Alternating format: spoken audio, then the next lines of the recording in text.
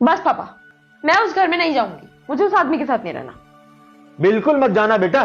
बताओ कैसा आदमी है, कभी पत्नी को टहलाने नहीं ले जा सकता है। अरे आजकल तो लोग कुत्ते को भी टहलाने ले जाते हैं भाई। हाँ, अरे कभी होटल में खाना खिलाने नहीं ले जा सका, जबकि आजकल तो लोग रील बनाने के चक्कर में भिखारी को भी होटल ले जाकर खाना खिला देते हैं।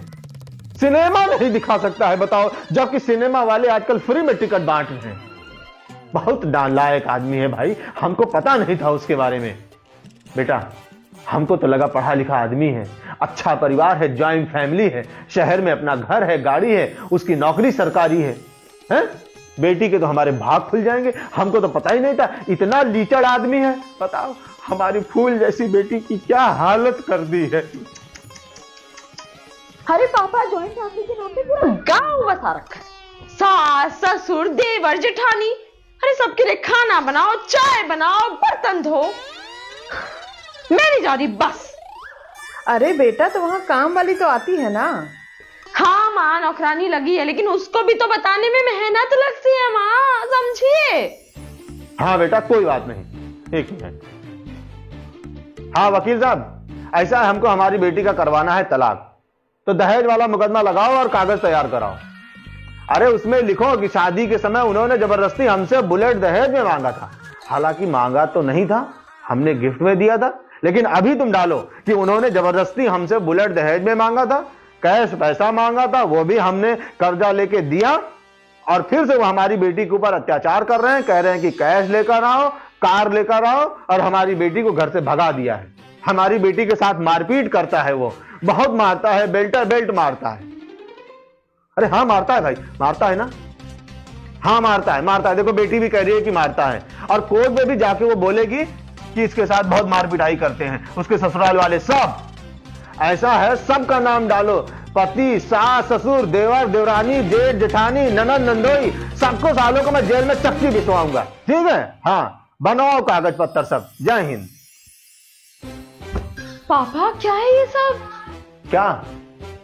अरे बेटा ऐसे ही करना पड़ेगा, नहीं तो तलाक नहीं होगा फिर। अरे बेटा जो कर रहा हूं सब तेरे भले के लिए ही तो कर रहा हूं। हाँ लेकिन पापा झूठ बोलकर, उन्होंने ऐसा तो कुछ किया नहीं। अच्छा तो घर छोड़कर क्यों आई है? अरे पापा वो आदमी बहुत नीरस है ना, कहीं घुमाता है ना फिराता है, कुछ नहीं है उसकी जिंदगी में, बस परिवार के पीछे पगला गया है। क्या बताएं हम। अरे बेटा लेकिन ऐसे बातों के लिए कोर्ट तलाक थोड़ी ना देगा इतनी जल्दी, तो फिर गंभीर धारा लगानी पड़ेगी ना, तू समझा कर। रुको, हेलो मेहता साहब, जय सिया राम। अच्छा मेहता साहब एक काम है आपसे भाई। देखो हमारी बेटी है ना मन्नू, उसका तलाक होने वाला है, ठीक है। तो अब वो अपने पति के साथ रहेगी नहीं, तो उसको एक नौकरी चाहिए, आप अपनी कंपनी में उसको नौकरी दे दीजिए। अरे ग्रेजुएट है, पढ़ी लिखी है, बैक ऑफिस संभाल लेगी आपका। हाँ हाँ चलेगा, सैलरी 10-12 हजार, हाँ चलेगा, हाँ कह रही है कि चलेगा। हाँ और वहीं आपके स्टाफ क्वार्टर में रह भी लेगी। अच्छा हाँ आप क्या बोलते हैं उसको, सर्वेंट क्वार्टर में रह लेगी। अरे बेचारी देखो क्या है कि अभी पति से अलग रहेगी, तो टाइम पास करने के लिए कुछ चाहिए ना, एंगेज रहे। नौकरी करेगी, अपने हिसाब से दुनिया देखेगी, जहां मन चाहेगा जाएगी, जहां मन चाहेगा जो चाहेगा खाएगी। हाँ तो कल मैं उसको इंटरव्यू के लिए भेजता हूं, पक्का है, ठीक है। हाँ पापा। बेटा अच्छा एक बात बताओ, अगर तुम जॉब नहीं करोगी तो तुम खाओगी क्या, रहोगी कहां? कुछ तो जुगाड़ करना पड़ेगा ना फिर तलाक के बाद। अरे पापा मैं यहाँ रहूंगी ना, आप नहीं खिला सकते क्या मुझे? बेटा कोई भी माँ बाप अपनी बिटिया को पूरी जिंदगी बैठा के नहीं खिलाता है, और जो खिलाता है ना वो अपनी बेटी के प्रति अन्याय करता है, अन्याय। अब रही बात इस घर की, तो ये घर ना अब तेरे भैया भाभी का है, और जब तू अगर जॉइंट फैमिली में नहीं रह सकती है तो तेरे भैया भाभी कैसे रहेंगे, यही बता दे तू। इसीलिए हम तेरा तलाक करवा देंगे, फिर तेरी नौकरी लगवा देंगे, छोटी बड़ी कोई भी, 10-12-15 हजार मिल जाएगा, तेरे रहने खाने का बंदोबस्त हो जाएगा, और फिर कोई अच्छा सा लड़का देखकर तेरी दोबारा शादी करवा देंगे। और सुनो जी, ऐसे लड़की से शादी करवाना जिसके घर परिवार में कोई ना, सब मर गए हो या फिर कहीं दूर रहते हो। हाँ और हाँ, काम धंधा तो बिल्कुल ना करता हो, ताकि पूरा टाइम ना वो मेरी बेटी को दे सके। मन्नू बेटा तू हमारे फैसले से खुश नहीं है? क्या हुआ?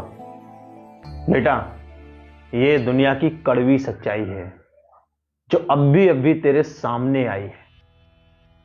अपना बसा बसाया घर तोड़कर कोई भी लड़की कभी खुश नहीं रह सकती है। मैं भी पहले बहुत नीरस हुआ करता था। अरे शादी के 3 साल तक तो मैं तेरी मां को कहीं घुमाने लेकर गया ही नहीं। बस नौकरी नौकरी, ऑफिस। लेकिन तेरी मां ने मुझे छोड़ तो नहीं दिया, मुझसे तलाक तो नहीं ले लिया, मायके वापस तो नहीं चली गई। नहीं, इन्होंने क्या किया? इन्होंने मेरी जिंदगी में अपने प्यार के रंग भरना शुरू किया। टाइम लगा, लेकिन धीरे धीरे धीरे धीरे मेरी ब्लैक एंड व्हाइट जिंदगी रंगीन हो गई। समय लगता है बेटा। तू भी अपने पति की जिंदगी में रंग भरना शुरू कर। खुशकिस्मत है तू कि तेरा पति अपने परिवार पर ध्यान देता है, वरना ज्यादातर पत्नियों की तो शिकायत यही रहती है कि पति अपने परिवार पर ध्यान नहीं देते हैं। हम तेरी दोबारा शादी तो करवा देंगे, लेकिन इस बात की क्या गारंटी है कि दोबारा तुझे तेरे मनमाफिक पति मिलेगा ही? बेटा, कभी किसी को कोई जीवन साथी मनमाफिक नहीं मिलता। जो मिलता है उसको मनमाफिक बनाना पड़ता है। मन्नू, इस घर में तेरा हमेशा स्वागत है, लेकिन कब?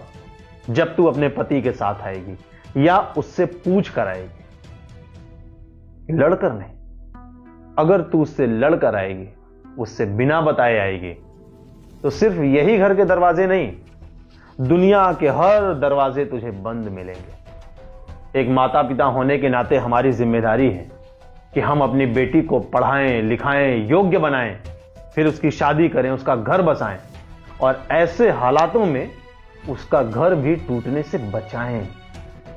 है ना? मैं सही कह रहा हूं ना?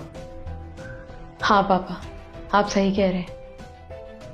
आपने जिंदगी का ये जो दूसरा पहलू मुझे दिखाया है ना, इससे मुझे पता चला है कि मैं कितनी खुशनसीब हूं, मैं कितने खुशहाल परिवार में हूं, कितने नेक इंसान से मेरी शादी हुई है। थैंक यू पापा, थैंक यू सो मच।